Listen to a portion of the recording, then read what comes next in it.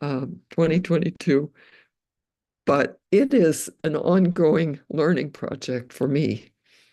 And much of what I'm going to say here is what I've learned from writing the book and from talking to people about the book. The learning is ongoing, and the learning about grief is ongoing. And there were many, many things that I found in my research in writing the book, which took about 10 years or maybe more, um, probably 15, maybe half of my life. Um, Many things I had no idea about. And one, I think I had realized that Puritans were people who suppressed emotions or weren't big on expressing emotions. But I had no idea about grief. And I needed to find out because uh, some ancestors that I was able to trace who lived in the 1600s outside of the Boston area in what is now Lancaster, Massachusetts. Um, they had several, uh, they were attacked at several times by people first of all, during the King Philip War. Many members of my family were killed in these attacks. And there was another one in 1697, and many more were killed then. And I was trying to ask myself in the book, what closed their minds to looking at the pain that they were causing in being colonists and being settlers. And one of the things I found is that they were not even addressing their own pain. There was the church did not allow ministers to conduct uh, grief ceremonies when members of a family died. And I looked into this. It's a little bit hard to find out. Nobody sort of actually made a proclamation about it, but literary scholars and others have figured this out from letters and things like that. And I just want to tell you, it goes back much further. In this wonderful book by Martine Prechtel, The Smell of Rain on Dust, he quotes something from the bishops of the Council of Toledo in Europe in 589 AD. That was a long time ago, 589 AD. And the Christians are very worried that people will adopt pagan practices. And this is what the Council of Toledo said, among other things. We absolutely forbid burial songs, which are commonly sung for the dead, and the accompaniment of the corpse by the family and dependents of the deceased beating their breast. So they wanted to, from the very early days of the Christian church in Europe, they wanted to silence grief. Now, I think the Puritans wanted to silence it because it meant that if you were grieving, you didn't accept God's will that someone around you had died. But the upshot of it is that many of us, and this can carry on for generations, many of us carry in us ungrieved, unmetabolized grief. And it keeps us, well, for one thing, I think, if I read some of my other authors correctly, like Resmaa Menakem, talking about the kinds of uh, mentality that white-bodied people have brought to colonization, enslavement, the settlement of this country. He says it takes 500 years to heal from these internalized things such as grief, suppressed grief. So we have a long way to go. And that was one of the things that I learned in my book, in writing my book, or that was confirmed for me. I think it shows up when people are not able to grieve, they continue to carry trauma. And it shows up in what policies they come up with. And it's showing up big time right now around the earth with our government supporting the other genocides. This is, and it almost seems to many of us like there are too many of them out there, and every time you grieve one, another one that it's layered on is there. So I learned this as just one of many hard things to learn about my ancestors. And I'd like to tell you a few more, that I learned, but I'm going to be ending with some really hopeful and positive things in this story, which I also found out. So bear with me, and if this is hard to hear, this is I take deep breaths and go back to whatever practices I need or can use for resourcing myself. So I hope that gives a little taste of what this grief issue is about. I wish I knew more about it. I will learn more. We will learn more. But one thing I've noticed is when I've done a few workshops with some Unitarians out here in California, and we did some grieving for the painful things in our history that are showing up in present moment. And before we did that, we asked around in the group, like was on Zoom, uh, what was your family practice with grief? And even though most of them were not descended from Puritans, their families had the same practice as mine did. Well, get over it. Put it behind you.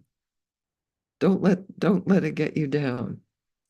And that's not what grief is. There's so many cultures around the world that have, all of them pagan cultures, that have ways of processing those feelings. And I was lucky to study with some teachers from West Africa, with Buddhist teachers, and with Native American teachers that have showed us some different ways. So that is one thing that we need to do. Joanna Macy's work, if anyone knows that, also has a lot of grieving practices because um, she realized early on during the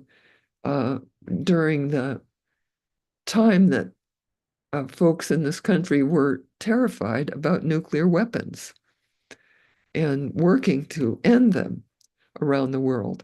She realized that you need to express your feelings about them if you want to have clear energy for working on these things. And so I did some practices from her with this Unitarian group, and people said, "Oh my goodness, this is wonderful. We all need to do these things." So that is something I recommend. Find a way to grieve openly with others.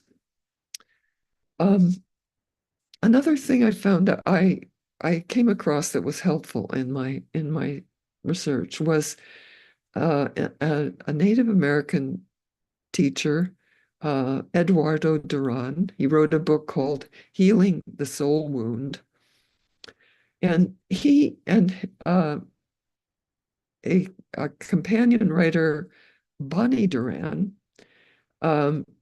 and learned this term soul wound from, I think it was from folks in Northern California, Native Americans who had been deeply traumatized by the genocidal practices during the gold rush. And um, uh, they call it the soul wound. This was a soul wound for our people, but it wasn't just a soul wound for the colonized. It was a soul wound for the earth. The earth, the energy of the earth was disturbed and injured by the violence of colonization. And Eduardo Duran adds, the perpetrators also are affected by the soul wound. So that is something that my people didn't realize, that for I'm 12th generation on this continent, and the first 6 generations, all of them were in Indian wars. There was somebody in that generation that was fighting, and they were combatants, and they were combatants in a war of extermination, of genocide, and that is something that we need to heal from as well. So I mentioned we are getting a pretty heavy load of things that need to heal in our people, in my people. I'm not sure to say how these things transfer to folks who came as immigrants to the United States later. Um, I'll be speaking a little bit later about some of the books that are coming out on that, and we can think about it together. Um, I'm going to shift gears just a little bit and tell you something about my process of writing this book. I thought it changed names, it changed focus, it changed as I learned. And at a pretty early stage, when I thought I had written the whole book, I wanted to get somebody to read it all and see how it flowed. I'm a writing teacher. I have a wonderful writing group here that has a number of Indigenous people in it and several African American people and some Asians and some settler descendants.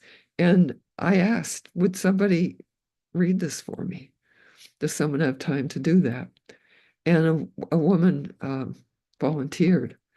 And I was so lucky. Her name was Arena Weissman. I don't know if any of you might know her. She is a Buddhist teacher, originally from South Africa, who was at the time was earlier living in Western Massachusetts. So maybe you do know her.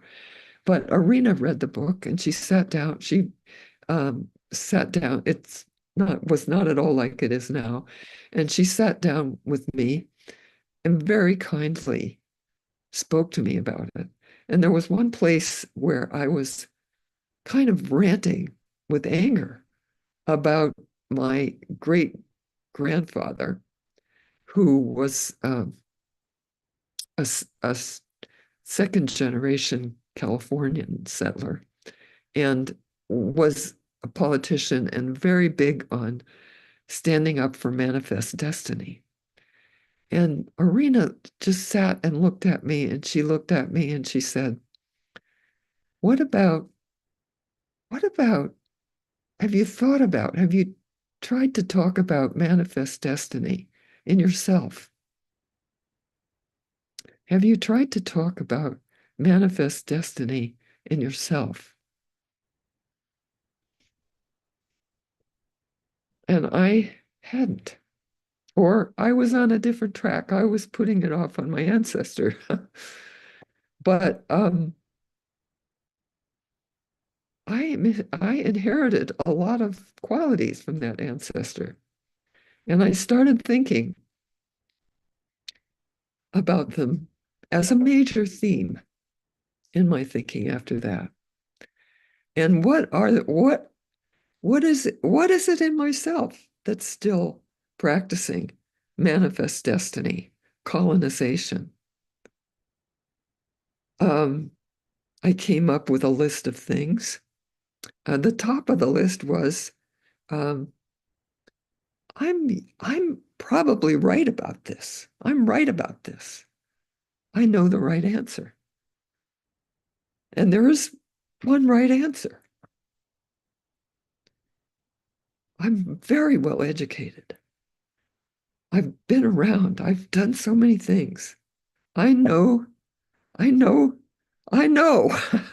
I'm seeing a few people's faces. I wish I were, I think I could go on, uh, I should go on gallery view and see all of you, but I hope some of you are nodding in acknowledgement. The list I came up with is very similar to the list of white supremacy behaviors that Tim put out, Oken put out a number of years ago and is all over the internet right now. And what are some of the others that pertain to my life, our lives right now? Urgency. Get it right. Do something quickly about this election. Do what else? I mean, there's a whole list of pretty amazing ones. Urgency, perfectionism, the need or the illusion, need for control, control over our circumstances, control over what's happening to the climate. Um, something about, and this is one I'm working with a lot right now. I love my conceptual approach to the world. I love ideas. I love, you know, this idea of the soul wound and the three parts and how it all works. But I also love feelings, the things I can feel in my bones, truths that I know that aren't in words. And I think there's something there that because I'll tell you, the indigenous teachers right now are saying things are pretty bad in the world. Human supremacy is guiding our actions. We're even trying to change climate change with more information. Well, maybe some of that will help. But I think knowing how it feels to live in right relationship with the earth can help us more. And how can we get to that? How can we get out of colonizer mind? You don't have to be, you can be colonized to have a piece of the colonizer mind. It's embedded in our in the culture that we've imposed on so many other people. So that is point number 2 that I learned in working on my book. And something that I really I'm really dedicated to working further on right now.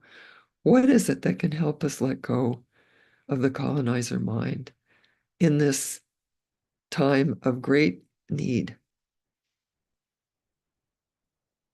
I could give you some examples, but maybe I will further on, because it's good to hear the actual moment when you thought, oh, that's a colonizer mind again. How can I do it differently? Um, so there's one other big point I want to make before I go to thinking about what's happening in California, which is kind of some of the good news. And so I'm going to try to make that quickly. I am not looking at my watch. Um, okay, short, very quickly. Something that helped me enormously in writing this book is, and it helps in dealing with the part of colonizer mind that's about the individual figuring things out.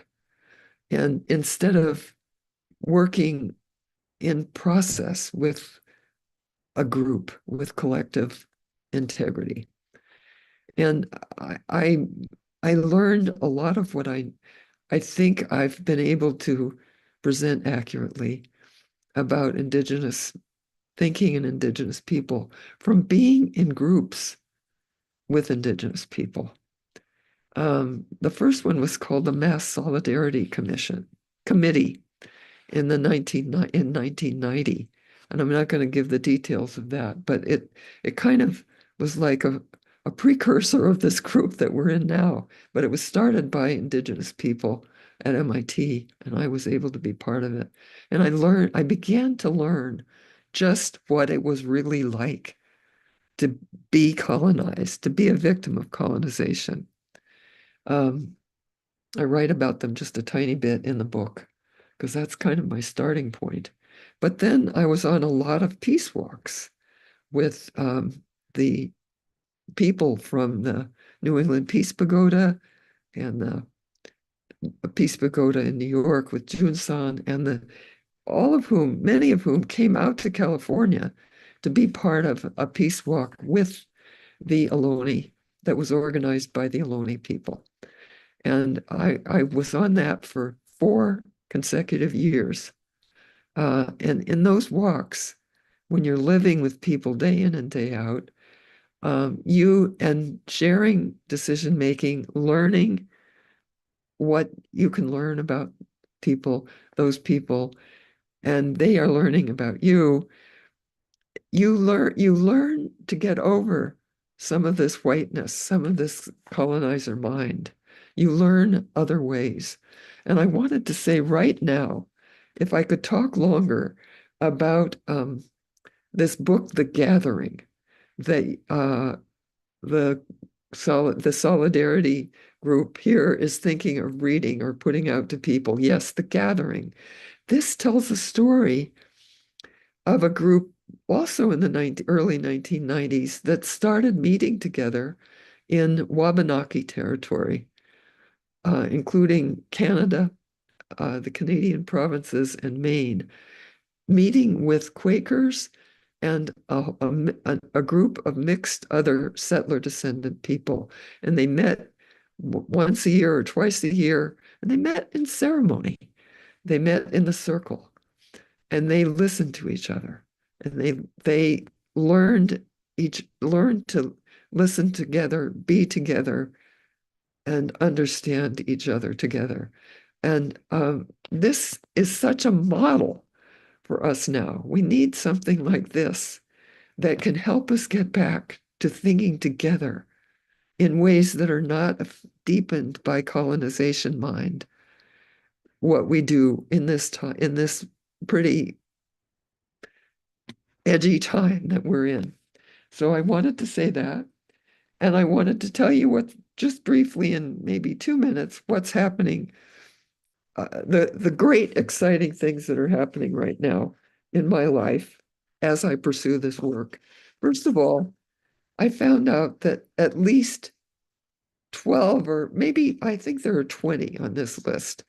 There are at least 20 other settler people who are writing books from all over the country, different regions where the colonization took place in different ways. And some of them have been very successful in the world. A new one just came out, Becoming a Good Relative, by a dear friend of mine, become a dear friend of mine, as we worked on these books together. And another one you should definitely look at, by a Jewish woman whose family immigrated to South Dakota and was given, quote, free land, immigrated from Ukraine. Thank you, Kathy. Thanks for showing that. Yeah. And Silas is putting them in his links. Many thanks to Silas. So these are all coming out. So there's almost a movement of, I think we think of ourselves as a movement, these books as sacred work, helping folks in our country to get an understanding of the terrible things that happened and have been suppressed as information and will be suppressed as information about our history and what most of us are able to do in terms of reparations and giving back. There will be also a work that I'm webinar that we're doing over the weekend about reparations with InterHelp. I think that can go in the chat too. I'm not sure you have the information on that. But the other thing that's happening in California, right here in California, is because um, we the colonization happened 200 years after yours did in the Northeast, and because hmm, because everything is different here. The land is different. The tribal organizations are different. And it so has become possible for an awful lot of land to be returned to indigenous groups for their own, for the care of the environment and the restoration of their sacred spaces, their practices, their ability to restore salmon to the rivers, things like that. It's really going to be great for the earth. And I wrote an article about that, which I was able to, my helper was able to put it up on my website today. So if you want to read about that or get excited about any of these pretty wonderful things that are happening, including a sacred site that was at the beginning of my first walk with the Ohlone people. We went to this site and learned that it wasn't a parking lot. It was a sacred shell mound. And there were ancestral burials there. And it had been a sacred place where prayers were said for the dead and grief happened, practices. And this place, even though it's now in a um, uh, highly gentrified place and it had to fight off many developers, was granted money by a foundation to the tune of well over $2 million to purchase this land back for them. And they have now celebrated return of this land with dancing on their own land again. So I have two more short things to say. I hope that you will also think about looking to some of I hope that you will be able to first of all, find the kind of relational solidarity with the people, indigenous people of your region. And I hope that you'll take the advice of the gathering people, the people that did the gathering. Many of them, I think, are still around. But I also hope that you'll look into some of the indigenous teachings from other parts of the hemisphere. And I asked Silas to put this up for you also. There's a wonderful teacher named Vanessa Andreotti. She's Brazilian, uh, partially indigenous Brazilian, acknowledged but does not claim. And she's a professor and dean at a university in British Columbia. And she has this project called Decolonize. It's about decolonizing. And she wrote a book called Hospicing Modernity. Hospicing Modernity. There's a beautiful webinar with her that just recently came out, which directly speaks to the times that we're in right now. And I put that up for you. And the other one is named Archon Lushwala, the one who wrote The Spirit of the Glacier Speaks. And you might not be able to go this far, but I just want to tell you that Archon's teachings from the Andes uh, is his understanding of what is happening in this time, what they call a pachacuti, a change, a huge change in um, in the way the earth is going to run, is going to be running. And the age of, he says that they think the age of violence and colonization is ending. Now that's going to sound strange to us because we see it growing. But the Andean teaching, and you may want to look at a small video that's also up, should also be up on the website, um, where he talks a little bit about this. But the idea is that new information from the stars is coming through, and human beings are going to be responding to it. And depending on if we listen to it and if we respond to it, we have a lot of help from the universe that we haven't reckoned on. So you can explore that. And I have certainly found a lot of um, comfort and inspiration from exploring that. So that's what I came to after writing my book. And I'm 86, but I'm going to continue to follow these practices, um, seek to metabolize or decolonize the mind, my mind, and my culture's mind, if I can. Beautiful, beautiful, Louise, and so generous. I would like us to take 30 seconds to just breathe in bits of what you have said and breathe out appreciation for you and being a part of this community. So let's just take a few seconds.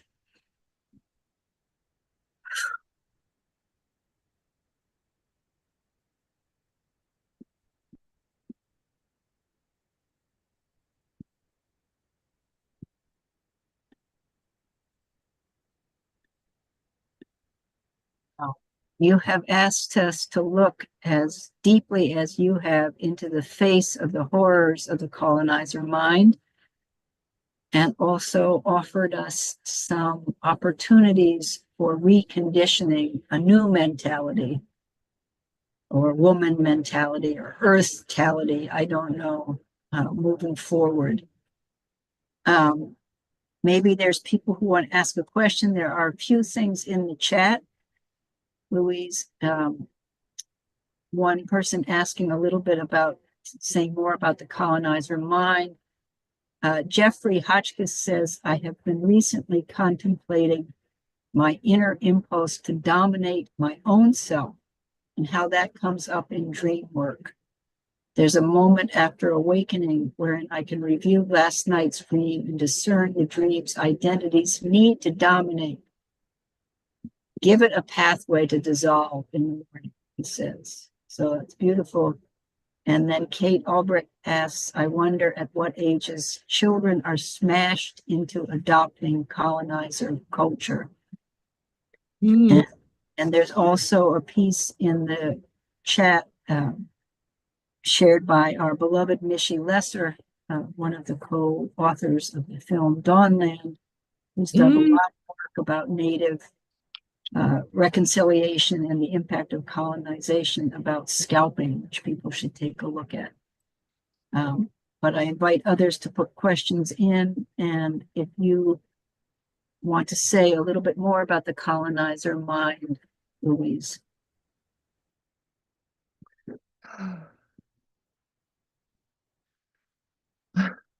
Say more about the colonizer mind. Hmm. Can you hear me, please? I can hear you, but I was just wanted to ask this one thing that I'm leaving, and I had to leave. Do you think I'll be able to have a copy of both the recording, the chat box, and the transcript? Do you think you could provide that, Cole? Kirsten? Kathy, you're muted. I will be sending out a link with the recording after to everyone who's registered. And the things in the chat are echoed in the list that we put together. So thank you for that.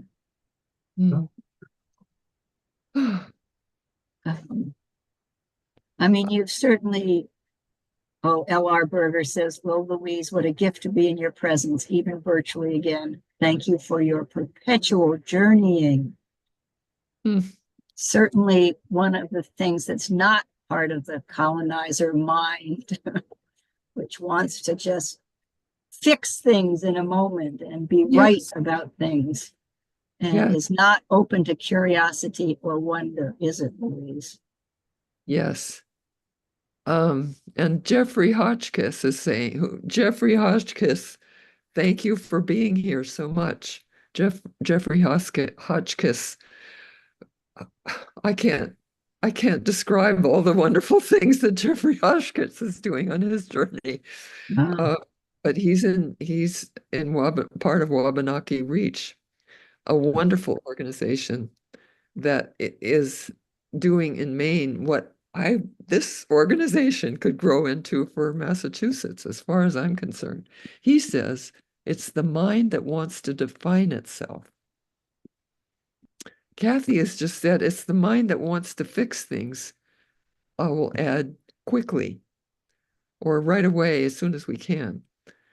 And actually you asked me to say more, but I think the better way would be for us to say more, because I'm not an expert on the colonizer mind. I just came up with the idea with the language, and helped by Dina Metzger, whose work you might want to look at right now on ruin and beauty, and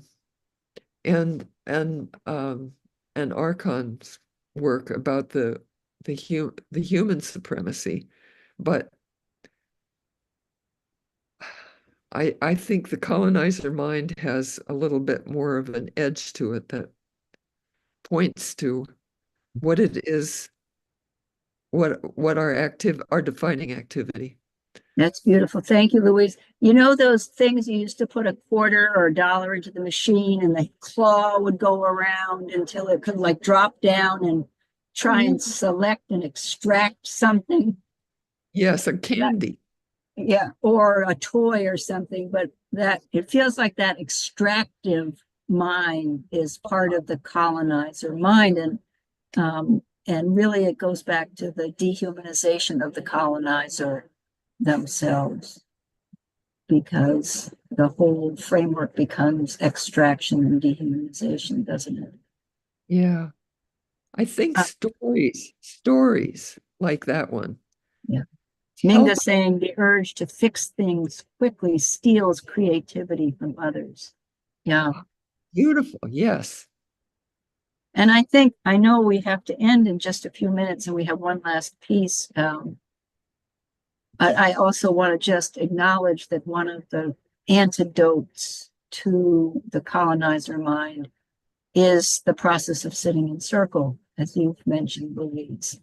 The part of, in any ways in which we see ourselves as part of webs, part of interbeing, as Thich Nhat Hanh talks about, and all the ways in which we can learn from that. I know, Louise, did you want to say one other thing about nuns and nuns before we hear from Suzanne? No, but it's just another piece of it, another wonderful organization. It is called Land Justice Futures. Used to be called Nuns and Nuns. And look up Land Justice Futures, and they have some wonderful programming for communities about all of these things, and especially about giving land back. I'll give an example of colonizer mind that is, I feel you feel so bad when you've noticed this in yourself, but there was a point where we thought, you'll read on my website, that this land that you should belong to the Mishawal had to be put on the market and sold. My family had to sell it urgently. They needed to sell it urgently. No time for setting up a nonprofit that could transfer it um, to the Mishual. And a wonderful group, but for a while, a wonderful group was helping me figure out how we could maybe do that. And I have to tell you that a thought that was in my mind, which I later realized was colonizer mind, was, oh, wow, we'd be one of the first people ever in the North Bay to be able to do this. You know, so what is that? That is about me. That is about our agency. That is not about the Mishual people. That is not about the well-being of land in California. That was a bit of colonizer, right? When I thought I was doing my best against it. So it's going to be there for many generations. But acknowledgement, talking in circle about it, as Kathy said. And I wish I keep getting thrown back to, I keep trying to get into um no, I've really done it. I keep trying to get into where I can see you all, and I can only see myself and Oh, Kathy. gallery view, hit It view. And it won't stay. I can't. I've well, one of the things in the oh, I can chat, see great. One of the things in the it. chat was just really important is the word about being gentle with one another. And I think that's part of the antidote to the colonizer mentality too, is the calling in of each other as we are looking at ways in which our behaviors, our thoughts have been harmful, that we call each other in as opposed to contributing to the violence of calling out, which of course is part of the supremacy mentality anyway. And we are living in this moment. So I know it's so Ourselves. yes, be gentle with ourselves. And to those we don't think get it. Or I'm trying to say this, somehow we have to all be on this boat together. And just we are, right? We are on this boat. So I want to just turn it over to Suzanne for a moment because there are, for those of us here in the Boston area and Mass Peace Action, there are a few things on the agenda that we would love people to know. Suzanne, you want to say a couple of words and then we'll. Just a couple of words. I just want to reiterate what Kathy's already put into the chat, that practically everything you've heard tonight is in this link tree, this wonderful link tree that Silas put in the chat. And maybe were you going to put it in a second time or whatever? It's in there somewhere. And all of the resources many of the resources that Louise has mentioned already, and resources like all the co-sponsors for this event. And I just wanted to lift up a couple of upcoming events that if you don't know about, you probably would like to know about. And the first one I listed is the National Day of Mourning, coming up on Thursday, the 28th of November. And if you've never been to that live, it's one of the most awesome experiences you will ever have. And it's also live streamed. And the next one coming up in December, Cultural Survival, the group of Indigenous people worldwide, they put on a huge bazaar, many bazaars, but a huge one at the holiday time. So December 5th to the 8th at the Prudential Center in Boston. And then the ongoing for many years, the Massachusetts Indigenous Legislative Agenda. Still much work to do with that. And the 5, well, I won't go into it. If you look up the Massachusetts Indigenous Legislative Agenda, which is in the link tree, it has all the details. I have to say, though, that the website is notoriously not up to date. So Craig always more or less knows what's the latest going on with that. But those legislative bills will get reintroduced into the legislature in January, and with new numbers and everything, and then we go to work again to get these things passed. So thank you, Suzanne. Thank you, Mass Peace Action. In Louise's Buddhist tradition, part of ending everything is that we do this work for the merit of all beings and the earth, that everything that's been offered is offered in the sense of being of the greatest benefit to all beings. And we are heading into even more perilous times. And so, as Dina Metzger says, the earth is on fire. This is no time to move quickly. This is no time to do anything but love. And this has been a bit of a love fest, Louise, having you here with us. So I say thank you, and thank you to the many who are still with us. If anyone wants to stay on, we're going to end the recording. If anyone wants to stay on a minute or two to speak to Louise, you're more than welcome to do that. But we want to let the rest of you go with much gratitude. Thank you. So we're ending the recording, but I hope if anybody wants to raise a hand or say something, Michael Bowie. Yeah, so I missed part of the webinar, but I have a question in Northern California. So I grew up, you're in Napa, right? And I grew up in Humboldt. And so we had all kinds of reserves up there, Round Valley and up where I was at, the Hoopa and the Yurok, and all kinds of different sections of land that were dedicated to natives. But there was always a trouble getting financing for projects, and half the reserves or the reservations had parceled out stuff. And so even having more land, there was never really a lot of employment or anything on the reservations until the casinos came. And then it seems like the rancherias started being able to develop some kind of gambling, all that, but that doesn't seem a very sustainable way to support. I realize some reservations are doing really good. Don't get me wrong, the one in Connecticut and a few others. But I'm wondering if there is more land, will there be the proper resources to utilize the land in such a way that it'll benefit the people?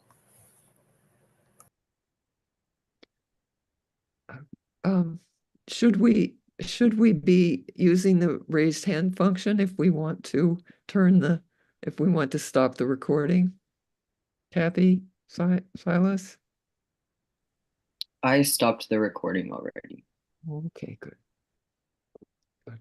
And also I noticed that Nancy Goldner has a comment or question as well. So maybe we'll take that as well and then see if there's any other comments. And then Louise, if you have any other things you want to say, please go ahead, Nancy. Oh, thank you very much, Louise. I'm signed up for the workshop Saturday on reparations, and it's a emerging subject that I wanted to bring to the Napa community, and I'm feeling very uncomfortable, to tell you the truth, after hearing you tonight, that I'm approaching it in a way that only reflects the colonizer mind that I'm inevitably caught up with, my history and everything else, of course. So I'm wondering, is there a way to, I don't know, I'm just uncomfortable. And even to say, I feel a bit, what shall I say, arrogant, I guess would be the word, to even talk about reparations in a way. But I just wondered what your thought was. Yeah. Thank you. Thank you, Nancy. I'm going to say about the first question that I'm not really able to go there right now. I don't know a lot about the finances of those tribes. I do notice that that's true everywhere. There are no resources because there has been colonization, and we're going to there's a lot happening in with those tribes right now that looks very promising. I could give some details in a different setting, but I think we're kind of trying to talk about maybe the more emotional and less technical things right now. I hope you find good answers. And Nancy, that's exactly why we're having the reparations discussion on Sunday, because everyone feels terrible about this. There are a lot of reasons why, like, why don't, anyway, my approach is step by step. And every piece of thinking that you can do about this is is a step in the right direction. And I hope that you stay signed up for it, because we we are set up to address difficulties, all the difficulties that come up in trying to think about reparations for people who have something to distribute. Thank you. That's Thank you. helpful. Yeah, of course.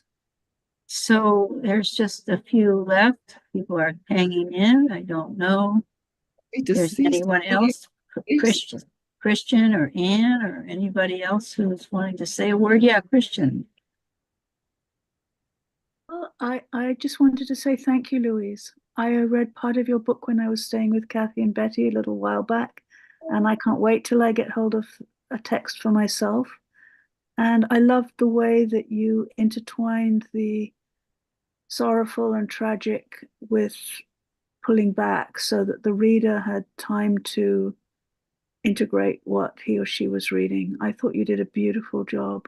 I mean, I only got maybe 100 pages in, but really thank you. And thanks for sharing all that you've learned with us tonight. A real pleasure. And Louise, it would be a real treasure for you. Christian McEwen has written this incredible book called On Listening. Oh, I second. read that. So it's really all in keeping with trying to address the colonizer mind. Yeah. And Christian has looked at her own history and has found these wonderful practices and ways of slowing down and looking at things that are a wonderful contribution. Well, that's a big one. That's a big one. Thank you, Christian. I'll get hold of that. That's one of my favorite topics in the world. To be continued. Yeah. Any other just comments? We're just going to take a few more minutes because I have to say that I've been hearing about Gail Melix for a long, long time and her work. And I wanted to say hello. Well, But she was raising her hand at the same time. yes. I know that was meant to be. And it's so wonderful to meet you. I have your book. I started reading. I will finish it. I think you're doing wonderful things. And I just wanted to, a few things came to mind when people are approaching a culture that's different than theirs. In some of it's just really the basic stuff, and I'm sure that we all do this, but that we approach it with kindness, that we don't do anything for people without them being involved in it, and the incredible importance of listening. That's how we learn about people, so that in other words, when we approach something, it isn't so much about us needing to tell people things or need to be in charge. Some of the things you mentioned is mostly about just coming and bringing yourself and even have some questions. It's always nice when you want to ask questions of someone else, and getting to know them better. I'm a member of the Herrenpon Wampanoag tribe. It was my tribe that met the Pilgrims. I have an interesting situation. My mother came over on the Mayflower, and her people were Puritans before they were Quakers. So I have that whole part, and I have the indigenous on my father's side. And I'm telling you, I know we all belong to the human race, and I know that there are some core values that people who really, I like to say they're in the right place spiritually. And spiritually is a big thing. It's universal, so that you don't have to have a certain name, but I know a lot of people believe in that universal source of love and that they care about other people. And there are core values that we really can come to. And I'm kind of been working on it a little bit. The book that Sherry Mitchell, which I love that book because it's very sacred instructions. It's incredible. And there are a lot of other ones too that I like. Of course, Robin, Walt Kimmerer is incredible. I don't know. I don't want to take over here, but I just want to say that it is so, I know we're going to come to that. And you know what? Empire always collapses. Look at history. What we're seeing right now is part of what started in colonization, and it's come this way, and it cannot sustain itself. So, we've got to build ourselves up and be strong and have those kind of qualities that when this falls apart, we're there to help. We're there for what's needed to pick up things from the ashes, because it will happen. Thank you, Gail. And I put a little link to Durham Friends Meeting article by you. So in the chat, let's hear from So thank you. peace activist icon, Sarah Sheldon, and then Minga, and then I think we'll probably close out. Sarah, welcome. Thank you for your lifetime of activism. Thank you for asking me to say something. I couldn't agree more with what's been said today. My father was an anthropologist, I want you to know. But also, I lived with all kinds of amazing people on sites that we explored. And I just want to say,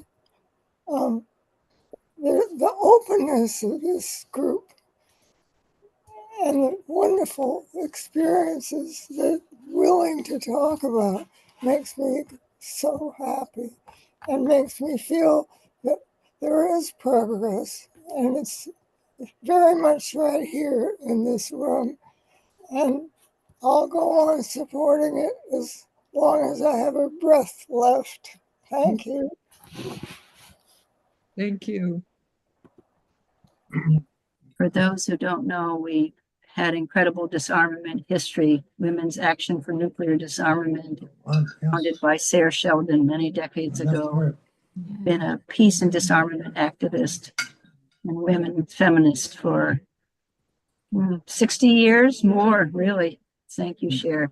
Minga, maybe that will be the last.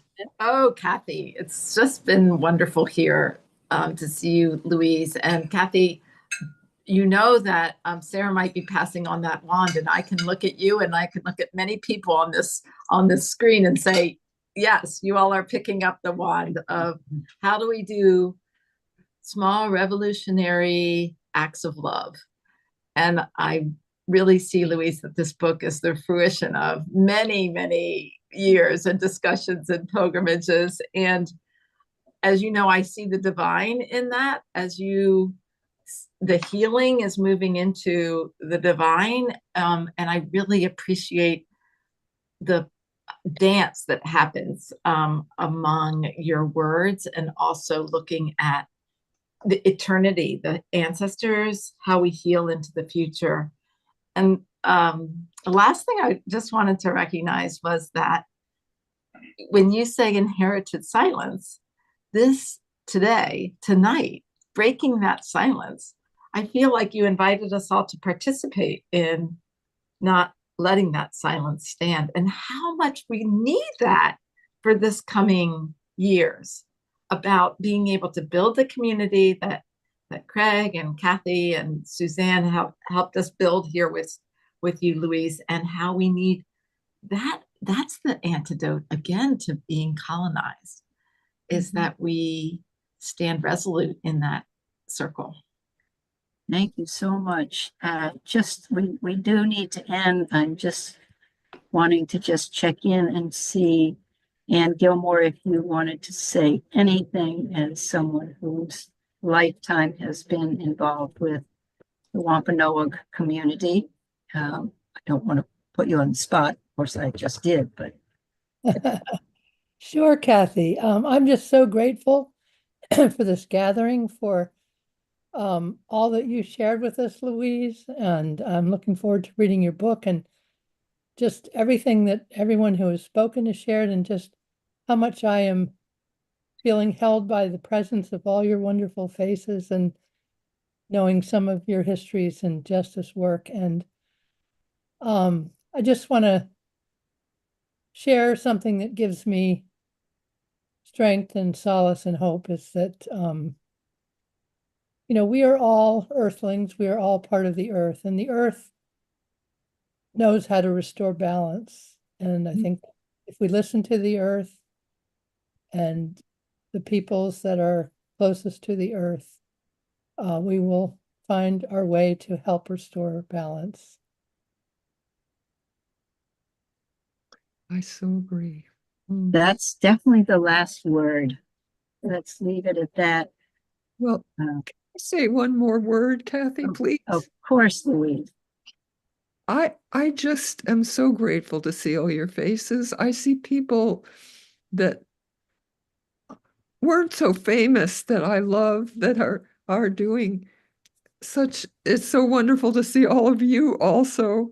And please be in touch. I wish we could hug each other. I wish we could sit in a circle and listen to each other all through the night. And I hope we can do that again sometime. Yeah. Hi, Rachel. Hi, Jules. Hi, Betty. Hi, Cheryl. Just so many of you. Carol. No. Much love. And yes, I think we have the ingredients that we need. We have what we need to move forward. What we need and who we need. I know, I'm sorry this part wasn't taped. But well, right. Me too. Oh. It just happens this way. Oh, Silas, maybe this is all being live streamed. Oh, okay then. Well, the world can know about it then. Yes, Beautiful. it was being live streamed, actually. I forgot to turn off the live stream, so. Wonderful. Well, you see, technology doesn't have all that, and we don't have control over. Apparently it knew that this was to be heard. So thank you, beloveds.